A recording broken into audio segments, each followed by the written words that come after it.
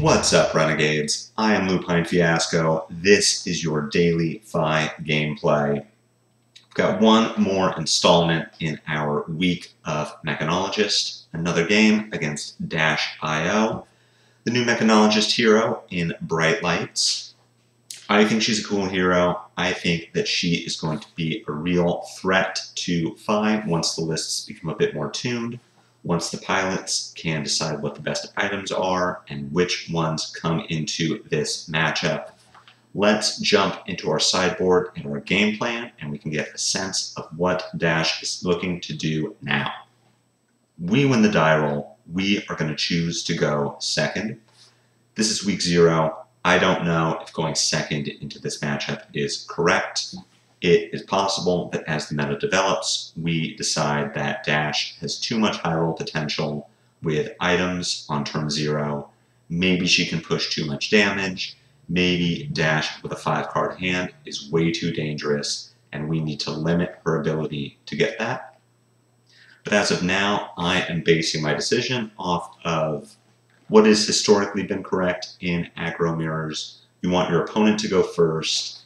If they throw any attacks, you can use your entire hand to block. You get the first opportunity to attack their life total directly, and if they want to block, it is going to cost them resources that they cannot use to attack you back.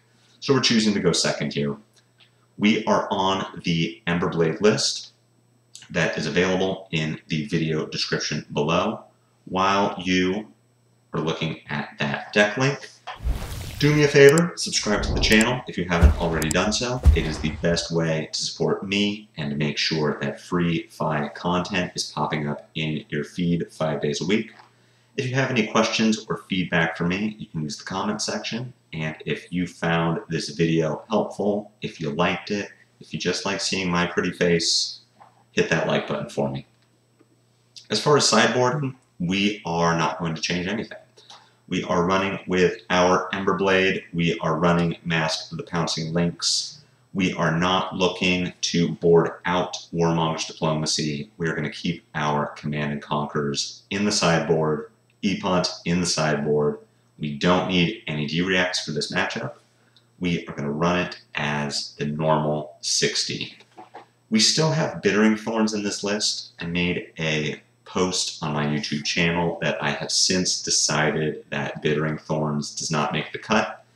It costing 1 compared to Ravenous Rabble that costs 0 is just too clunky, too much of the time. But this game was recorded a couple days ago. We are still running Bittering Thorns. We're still going to pay attention to when it would or wouldn't be better than Ravenous Rabble in any given hand. Just letting you know that the list you see here does not match the list on FaB. That all being said, sideboarding, game plan, complete.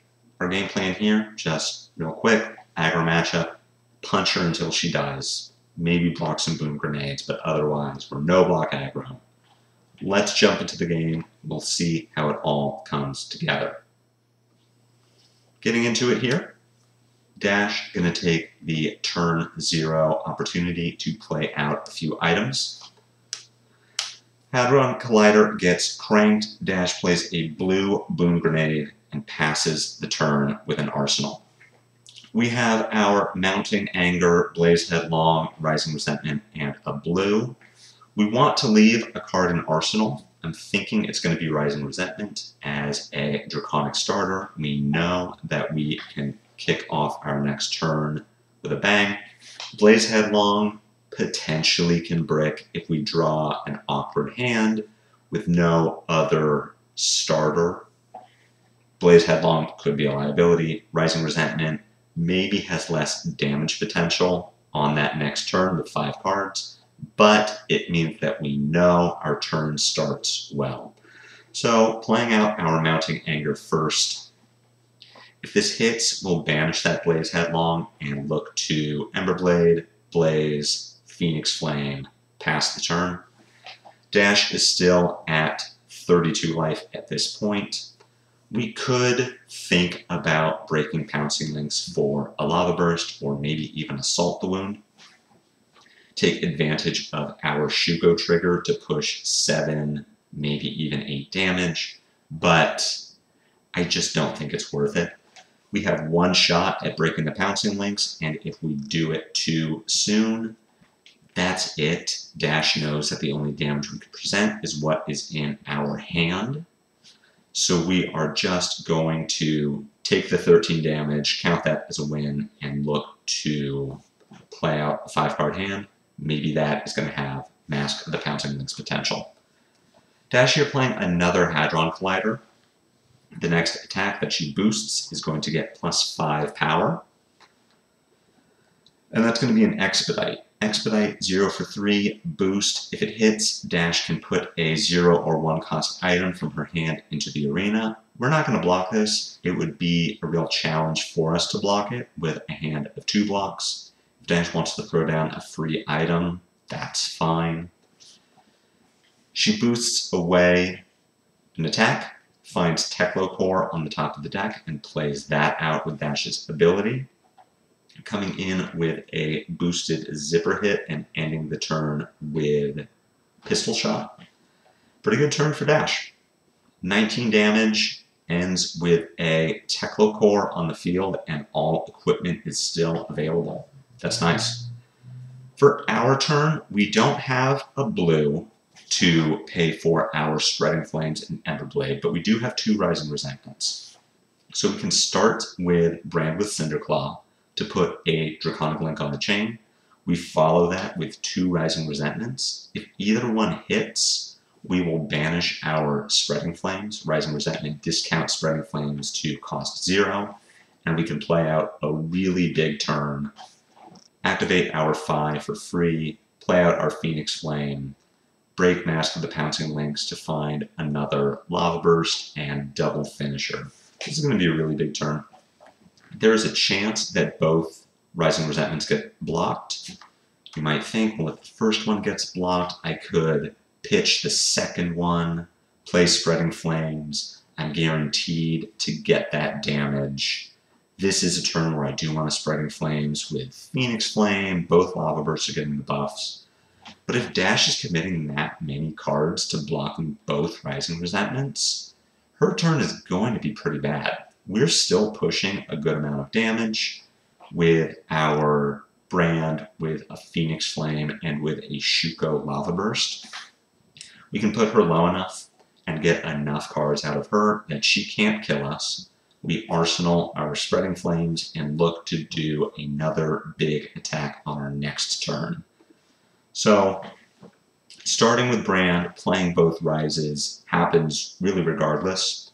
We can decide how this turn looks if both Rises get blocked, but as of now, if either one hits, we're banishing this Spreading Flames and we're going to break our Pouncing Links.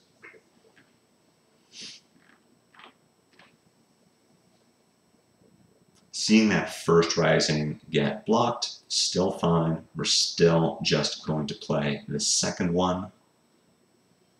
Dash letting this one hit. Now everything happens. We'll banish our Spreading Flames and we'll break our Mask of the Pouncing Links. We're going to grab a Lava Burst here.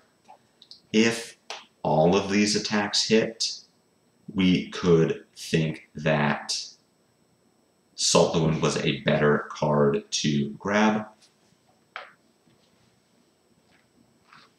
This Phoenix Flame does get blocked. Dash perhaps putting us on having Salt the Wound in hand already.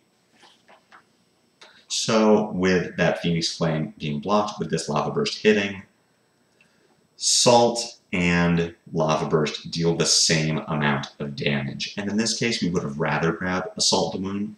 It's a little easier to get more damage out of Lava Burst than it is out of Salt, especially in these in-game situations where Dash is inclined to block anyway. But really, it doesn't matter. We're blocking this zipper hit with the Flamescale Furnace to mitigate some life loss, to get our armor value while we still can. This game is going to be over very, very soon. I do want to address this block. I don't think it's good. I think this is the wrong thing to do, that we want to save our flame scale furnace, because if the follow-up to this zipper hit is a T-bone, we just lost our Tiger Stripe Shuko. Looking at our hand, we are going to pitch to FaB at the end of Dash's turn, turn one of these blues into a Phoenix Flame. We're going to play that Phoenix Flame to turn on our Flame Call Awakening, which gets us a second Phoenix Flame, and that Phoenix Flame gets the Shuko buff. Dash doesn't have enough cards to kill us, and if we have Shuko available, we can get a little more value out of it before we are perhaps forced to block with it on a later turn. So I think blocking with Furnace here is just a little sloppy. That we could afford to take a little more time, have the Furnace available in case of a T-bone. Thankfully, we don't get punished. Dash sending pretty good damage at us, but not forcing us to block with the Shuko and not getting our life low enough that we feel like we are in danger.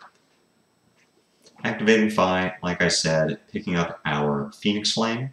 What this does for us is leaves FaB available to activate on our turn, because we can play this Phoenix Flame for 0, close the chain, get it back into our discard, then play Flame Call Awakening. Flame Call Awakening does not need a red attack on the chain. It needs a red attack to have been played in the turn. So Flame Call Awakening's tutor effect is active.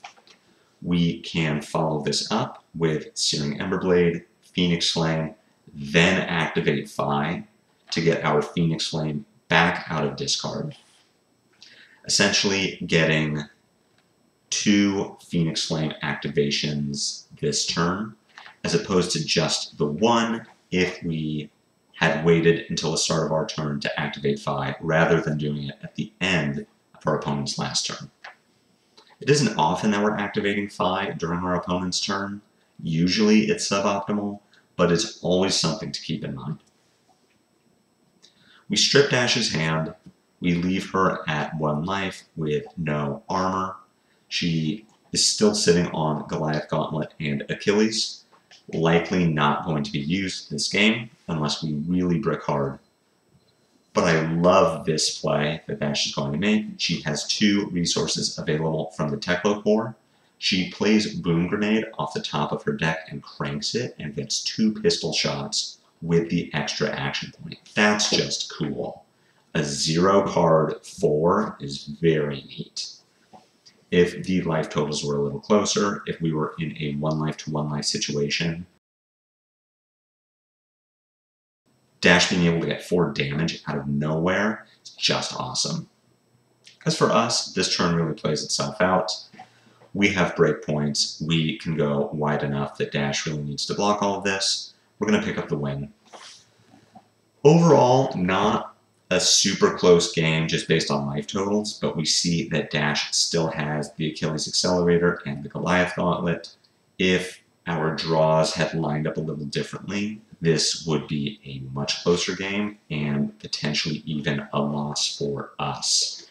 I think Dash IO has a lot of potential to be one of the better aggro decks in the format. Once Ice Heroes hit Living Legend, Lexi for sure at the end of ProQuest, Icelander hopefully. We're going to go into a faster meta where aggro decks face less disruption, and I think Dash IO is going to be a real threat to FaB. I hope you enjoyed this game. I enjoyed bringing it to you. This concludes our week of mech. Any mech you see from here on is a game that I thought was particularly good, a game that was challenging or competitive or gives me something to think about, something that I can share with all of you. But I wanted to take this week to bring you showcases of the new exciting heroes. You can just get a little glimpse at what they can do, what we can look forward to facing once these lists are a bit more tuned. If you have any questions or feedback for me, please leave it in the comments section below. I love hearing from you guys. I love interacting with you, and I try to respond to any question or any comment you leave. If you have not already done so, please subscribe to the channel. And if you liked this video, hit that like button for me. I hope you all have a great weekend. I will see you all back here on Monday for more FaB gameplay. And until then, take care.